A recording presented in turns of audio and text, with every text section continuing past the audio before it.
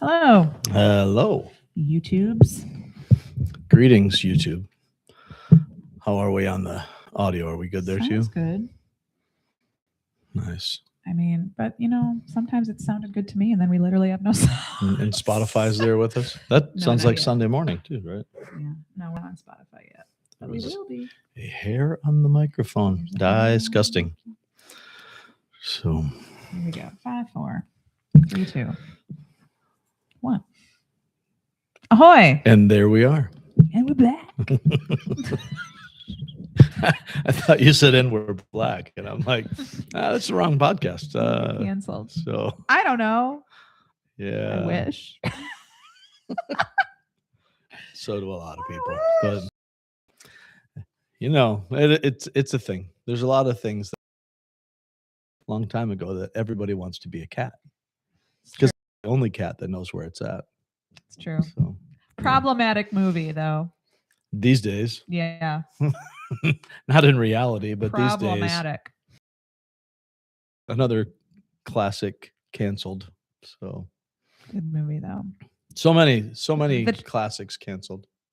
Somebody was talking the other day about the food in old Disney movies and like how good it looks. There's a lot of Italian, it seems like, in these old Disney Yeah. movies. But like Lady and the Tramp at the little restaurant. cracker that mouse dipped. Hey, listen, we can't be talking that way. Stop that was my nickname it. in high school. Stop it. Stacy, little- the little cracker. The little cracker that the mouse was dipping into the tea or whatever, and then it was poisoned. You know what I'm talking about? Yeah. That looked so good. And it was a little fake cracker and poison. tea. Who doesn't love a little cracker and poison? Well, there's Oh my god. there's some of that. What are we doing? There are sometimes things that look really good. Little Cracker and Poison is like But- a rap duo. That sounds super 90s right there. Yeah. Oh gosh. my. How many ways can we get Is canceled this this what morning? is this what you tuned in for? We haven't been here today? in 2 weeks, man. And it's showing. It's Oh, just is it? bubbling out of We us, can't right? escape it. We are the thing. And I here, can't so. decide if my microphone is too close or too far away. Sometimes I know it feels weird having a microphone in know. front of me, being in the same room Feels together. weird being with you.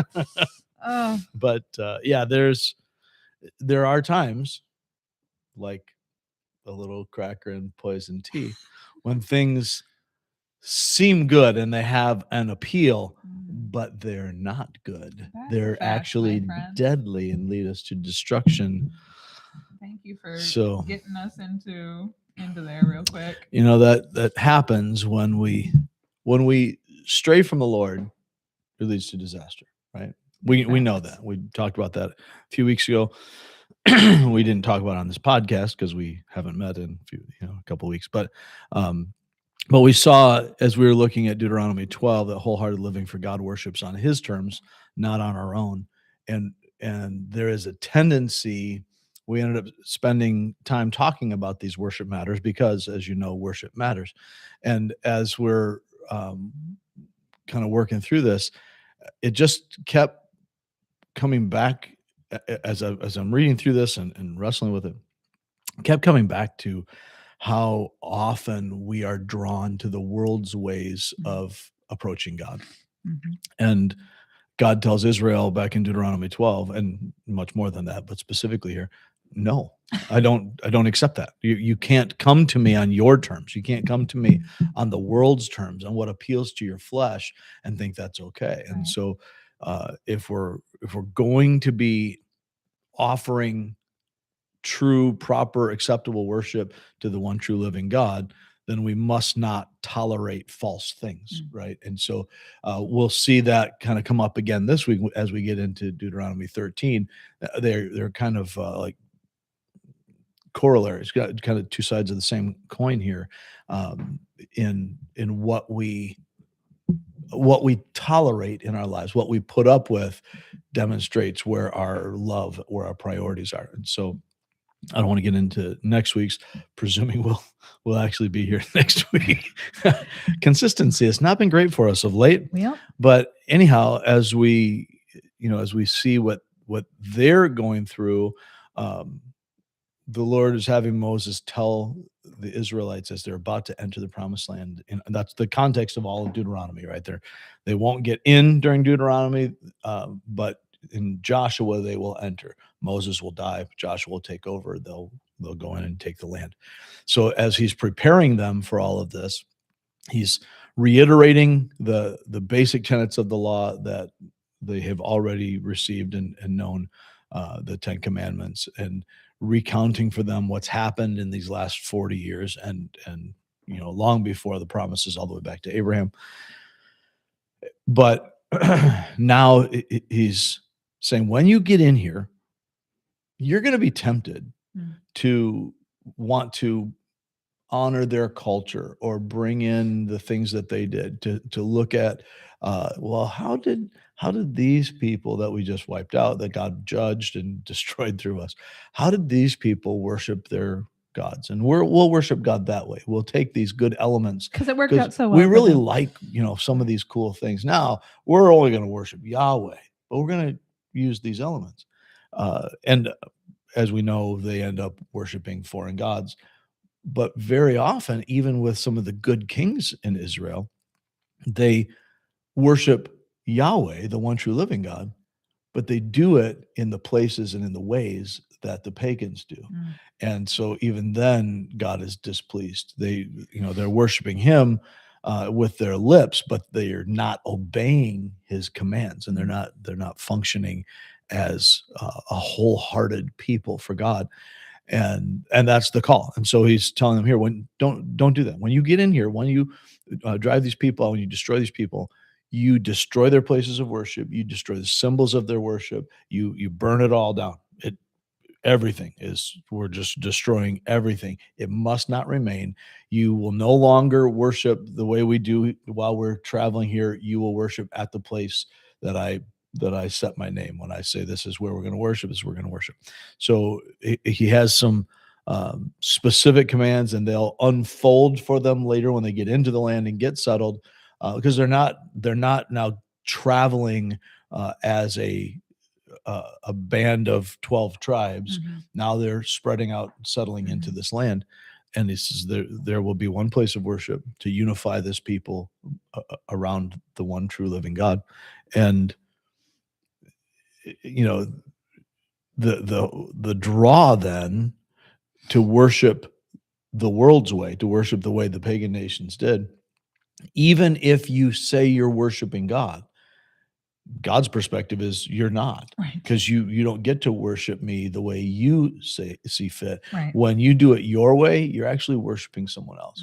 Even if you are not bowing down to a physical idol, even if you're not consciously, actively choosing to go a different direction, you are, by your actions, going a different direction. You're worshiping the holy God as if he were like you, as if he were normal, and he's not. Right. And I think that really connects, I think, today. I get that it's connected back then, but we've talked kind of at length at different points in this podcast about all of not only the ways that we quote unquote worship today, but different things that become our gods. Like, we're not sitting here, worshiping a golden statue or something, but how many times a day am I reaching for my phone rather than talking to God? Or what am I devoting my time to and my thoughts to and my energy to? Oh yeah, there's so many things. And even when it comes time to actually put my focus there, how am I doing it? And am I doing it in a way that feels comfortable and pleasing to me, or not? Like you said, I think at church on Sunday, and I joked that we're never going to be cool, but not a lot of fear of that. but I get what you're saying, because there are so many places of worship nowadays that are inherently, for lack of a better word, cool, and people striving to be right, and people go there because it's cool, and that kind of, it's either going to rub you the wrong way, or you're going to buy into it and think, I want to be a part of this. And we've been through phases like that, starting in as a church beginning in 2003, you were kind of at, in some ways, looking back, you were in the heat of the church planting movement. Things were church growth, and all that was really kind of a big deal. And I at the time, I absolutely there were things that I agreed with and bought into, and there were other things that I was like, absolutely not. We rejected these things out of hand. We will never be a seeker-driven church. Mm. We did want to be a seeker-sensitive church. We want to be aware of that, and I still hold to that. The language has changed a little bit, but there was a time when we were a new work in our community that people came because we were a new work in the community. Mhm. Just because you're new, there's a certain fresh, Sure, cool yeah. element because of that. Because at the time I was significantly younger than now, and so people who were feeling disenfranchised by church or out of step with where they were. And you didn't start in like a traditional church building, and so Right, that even has, right, and I guess an appeal for some people. and we even talked, we would describe ourselves as a come as you are church, and people still describe us that way because, which honestly every church is that, Right. but the idea that, well, you don't have to dress up to come to church and so on and so forth. And we leaned into that. We my sister texted me today. So Heidi, if you hear this, I probably won't text you back to answer because you can hear it on the podcast. Mhm.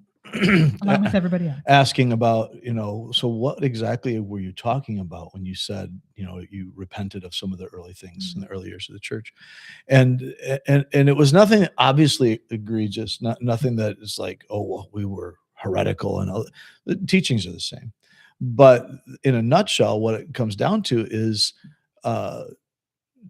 designing our meetings and programs around what we perceived people wanted Mm. rather than what the motivation wasn't, okay, the Bible says do this, or prudence says do this, or we think this is the best thing. And it was all sincerely pursued. We believed that it was the right way to go about it. But we were tailoring the way we did things to what we thought people would respond to. And when I say we, I bear the responsibility as the one who was driving it. I bear that responsibility. And so because of that, we did not have Sunday school. Early on, we didn't have membership. We knew eventually we would, but we didn't. But we weren't as intentional about some of those things that as we now, I would say, should have been, Mhm. definitely as we could have been. We sometimes would slip into the marketing approach. I was coming out of a retail background, and so there were times when we'd kind of slip into that marketing approach rather than this is God's church, and we worship and we trust God to bring the numbers. And and there's kind of a blurry line in some of those things. I'm not in any way suggesting that it's sinful or harmful to be wise and to advertise your services or things like that, to have a Facebook page and all. Of course, we should be doing these things. I say, of course, not everybody agrees that we should, but I think it's fairly obvious. We use the means that we have. God's placed us in this particular moment in time for a reason, and so it would be negligent, I think. And again, this is for our church, and somebody else might disagree. Live according to your convictions, but I think it would be negligent for us not to have some social media presence. Mhm. We probably don't do it Not nearly as perfectly, right. for sure. I would say not well. I think we do it okay. I don't think we do it the way But we there are would some like churches to. that have like a staff for that. Right, and there are some that are more focused on social media than Right. the church. Right. We don't ever want to be that. Right. That's not, when we see the principles, and that's an important thing also to mention is the principles, not just the prescriptions. But when we see the principles of how church functions, what church is to be in the New Testament, and we draw from the picture that we see in the Old Testament and kind of build on that. That needs to inform how we approach God. Mm. Obviously, we are not ancient Israel entering the promised land, which is going to be really important as we get into this week and Moses God's command is when your loved one tries to lead you away from God, you kill them. That, like, okay, well, That escalated quickly. I'm gonna, yeah, I mean, but it really is the same dynamic as Right. he's saying here. But let's not be confused. God's not calling us to kill people. Right. That was specific to them in their place and time. And there are things in the New Testament about the church that are specific to them and their place and time because it's culturally based.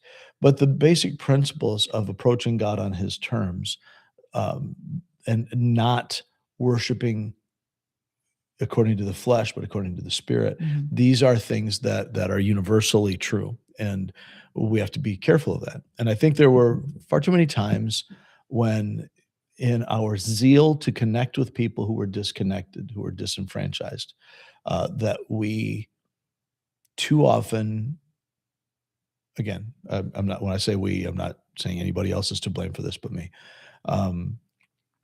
too often dissociated from the church at large. We used to kind of refer to ourselves as a church, as the church for people who don't like church. Mm. I think that was a wrong-headed mentality, and not that it was untrue, because that was our goal, is to reach out to families that felt disenfranchised by church, but to act as if we're not all part of one big family is probably not the right thing. Not probably, it's definitely not the right thing. And so there was a time when people were like, oh, that's that new, cooler church. They don't sing hymns. They don't have hymnals. Well, not everybody's doing that. That was never. I mean, honestly, as much as anything, it's because it was cheaper to not buy hymnals. And people expect, at this point in time, they expect to see words up on the screen. Right. Now, you're not married. The Bible doesn't say thou shalt have a hymnal, right? Right. That's not the case at all. I do think we've lost some things by losing the older traditions. I think, and I very seldom would wear a tie when I'm preaching. Sometimes I will, just to throw people off and remind Keep 'em on their folks that, toes. yeah, and sometimes, I won't wear a jacket, for the same reason. But when we came into the more traditional church building, I started dressing better, Yeah. because not because of some great spiritual conviction, because it didn't feel right Right. being in here and kind Wearing of a dressing t-shirt or down the whatever, same way. yeah. Yeah, because I used to preach in t-shirt and jeans. Right. When we were at the high school, they didn't have air conditioning in the auditorium yet. You remember those days. And yes. it was cooking, and I was preaching in shorts because it was like 110 out Yeah. on stage. I mean, it was like, this is rough.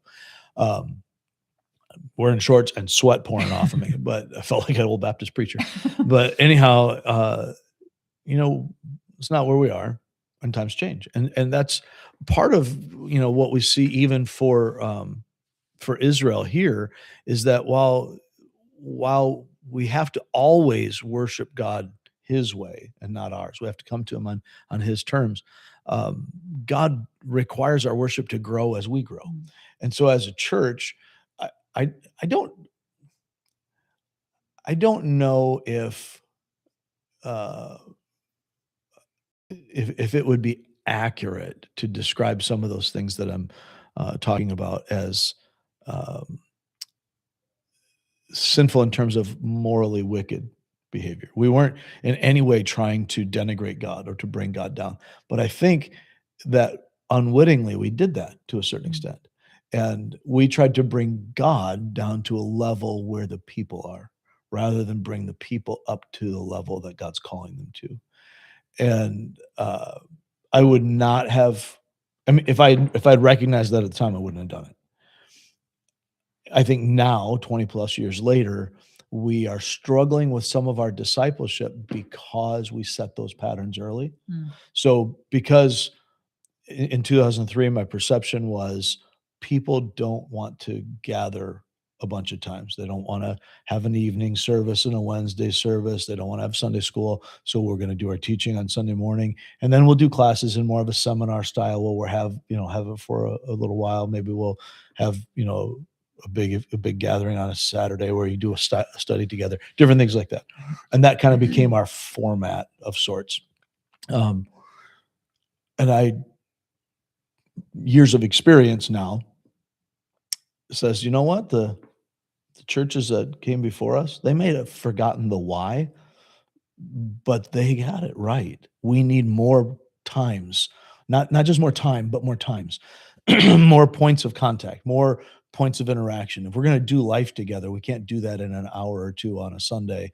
We have to be able to actually connect. Now, it very often became in churches, and I've attended some of those churches where it just becomes busyness. There's so much activity. It's like I measure my spiritual maturity or my spiritual dedication by how much I'm doing all the time. And, if the church is open, I got to be there and all that. And that's a different problem. Well, that was kind of my next question. Speaking strictly from a collective standpoint, not an individual worship standpoint, how do you think there's ever a point that a church should be like, we're good here, and this is how we're going to do things forever, and because we've reached this good place in how we do things, and the end? Theoretically, I would say yes. That's surprising. Theoretically, I don't know that we ever, kind of like with our personal maturity, I don't know that we ever fully arrive. Right. Well, I'm saying if you feel like you're at that state as a church, then but you also say you need to continue to grow. Yes. Then what's so I think that's one of the elements of growing is always remembering the why. Mm-hmm. And so theoretically, again, I want to emphasize the theoretically, you come to a place where you found the liturgy, and we have to a certain extent. We found the liturgy, the order of worship that fits us, that works for us. And so, we start with an opening psalm. Very seldom is it not a psalm. It might be, but it will generally start with a psalm that pertains as best we can to the message in the text that we're looking at. We'll open with prayer, and we have one of our overseers do that, or one that's filling in.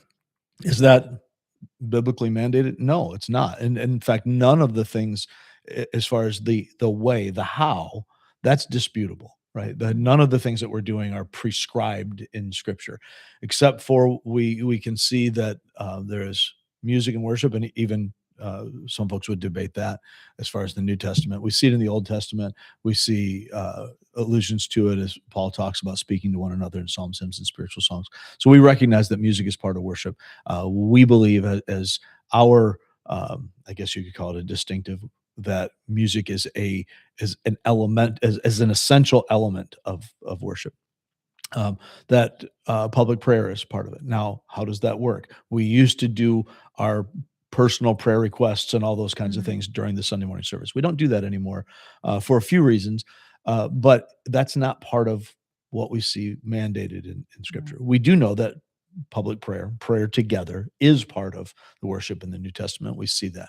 So we hold those more intimate prayers for our separate prayer gathering, for prayer groups, for Bible study groups that gather, for individuals getting together, and then we have bigger, broader, more general prayers on Sunday morning.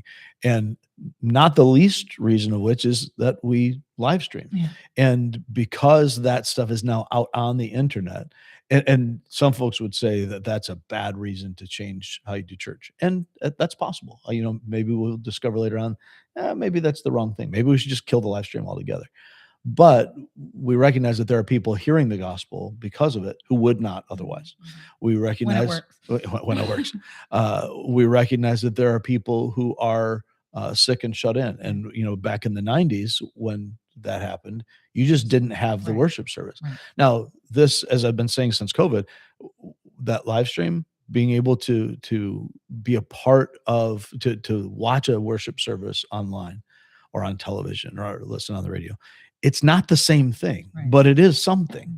So now you have the opportunity to observe, to some extent participate in watching your church family when I can't be there. We've got folks who are probably listening to the podcast right now who desperately want to be here at church with Mhm. the family, but can't Right. for health reasons. And that's not, it's not this season of life for them.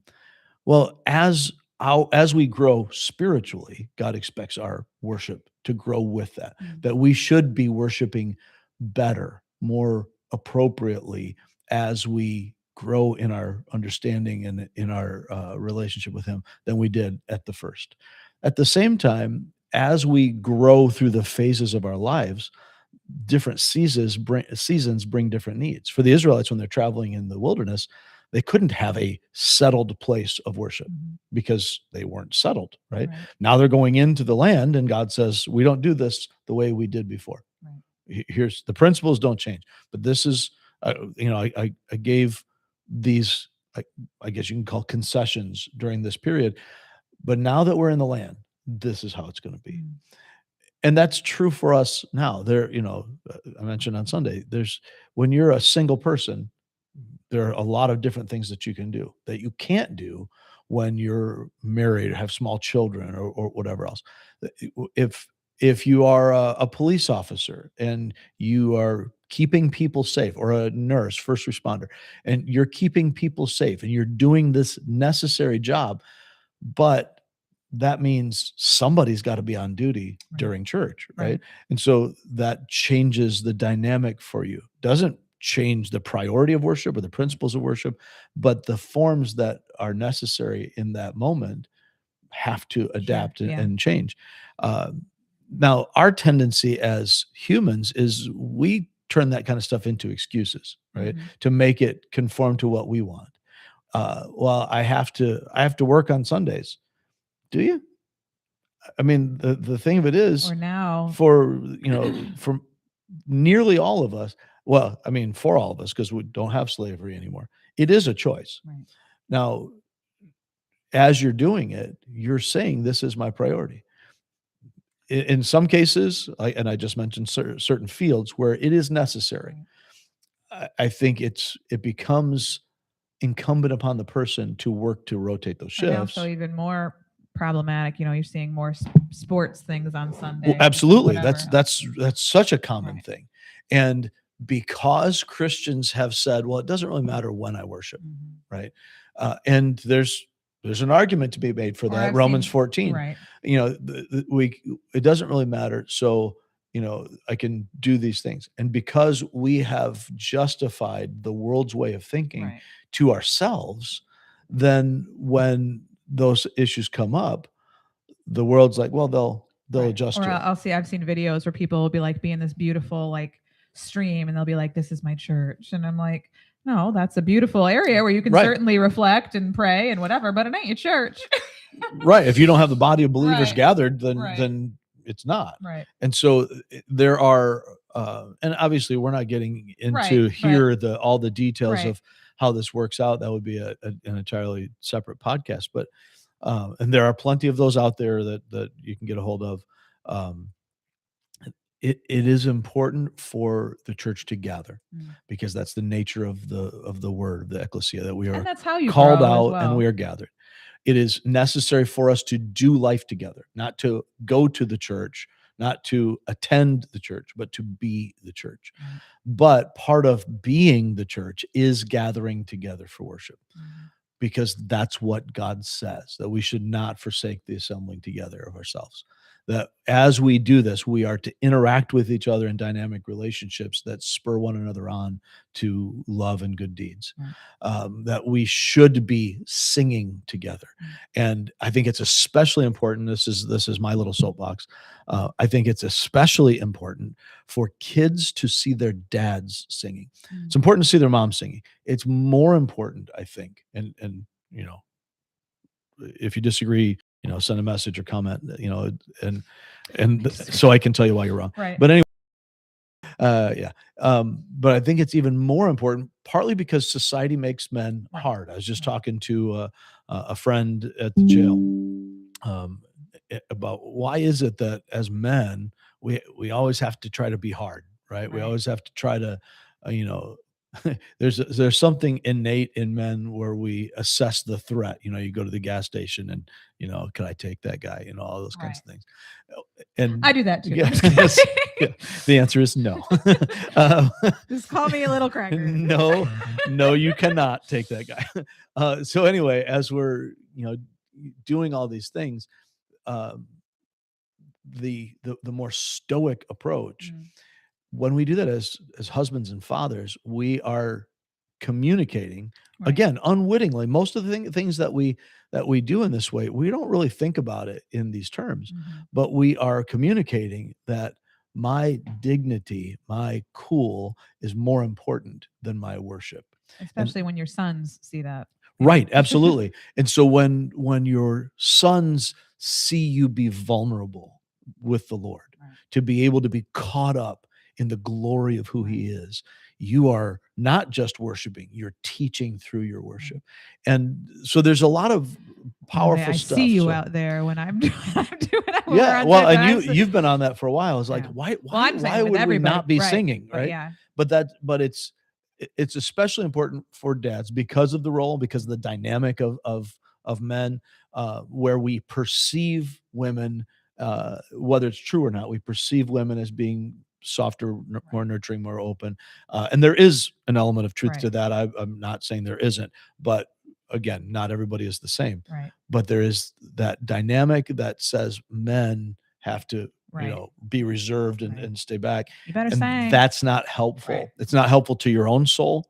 It's not helpful to those around you. And so sing out. I think I mentioned down at my son Ricky's church, East Point Bible Church down in Peru. We've had a couple of their pastoral staff here with us, but they are a singing church. Mm. I mean, you I love it. can hear all of the men singing. There's some, and for me, it's nice that they're tuneful, but honestly, it doesn't matter. There are times like if we're gonna wrap it up here, but there are times when we're playing and if we're doing like a softer song or something, or the congregation, like they really know the song well, I'll be able to hear very well the congregation singing, and it's rare because we're often pretty loud, but and when I hear especially men sticking out Right. in their singing, that touches me, I think, more so than hearing female voices. And I know you've got a couple of men in mind right now Yeah. that sing out at church, and it really does touch you. It has an Right. impact. And I will say I can think of over the course of my extended life now, there are people 84 years. there are people who have really ministered to me without even really knowing they were Right. ministering to me by singing out from their heart in the Mhm. congregation. Most of them were men. Yeah. There are women too, but it was It's more something distant, normal. right. Yeah. And so there was one woman, dear friend, she's with the Lord now. She was 95 back in 1995, I think. She died last year. And she was still singing solos Yeah. at Yeah. church.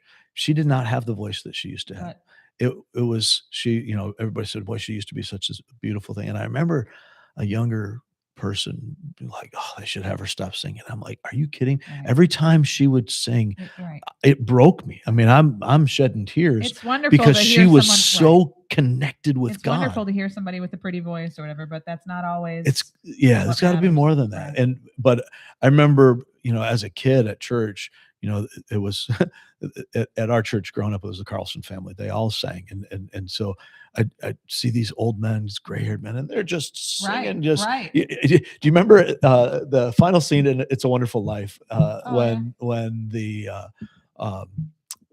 they're coming in singing, and who was it? It was I know exactly what you're talking and the about. guy's his face is all distorted because he's singing so hard. But he hits you the hardest. But it's like that, Yeah. and so anyway, we need to not forget the why. I think I sent the whole band the other day. It was a men's choir. Were they singing? I forget what gospel song they were singing, and they sounded beautiful, and it was a cappella. Yeah. But I was looking at their faces, and how like some of them are just really getting it, and you can tell. And those are the ones that and it's not something you're mustering up. It's right. and being able to get lost in the beauty of who God is. Right. is part of it. Right. And if I'm thinking about what somebody else is thinking about Right. me, Right. then my you're not worship doing- is right. is from the flesh. And, and And that's the I- whole point of this, what we're talking it about. really is, and so we want to be able to there's a lot of flexibility in New Testament worship. There wasn't in what they're doing here, but even with this, we see that God's expectations were not unrealistic. He adapted it to what they needed at the time. But in the end, we have to come to him on his terms. It has to be about him. It can't be about us, right? So when we sang Heart of Worship, I'm sorry, Lord, for the thing I've made it, because it's all about you, right? This is an important thing for us to grasp, is that worship is about God. Church is about God, because church Period. this is God's people doing God's thing, God's way. And while we don't have to all look uniform, we should be united in our pursuit, our wholehearted pursuit of him and doing things that please him. Okay, we'll stop there, and hopefully we'll be back on track with a more normal schedule from now on. So That's a nice thought, isn't it? well, isn't it? It's spring and thoughts and whatever. Happy thoughts. So thank you guys for listening, and we will see you next week. Bye. Thanks, YouTube. Bye, guys. Bye, Jack and Jeremy and John. I think those are the three J's. the guys that are doing it. Goodbye. Goodbye.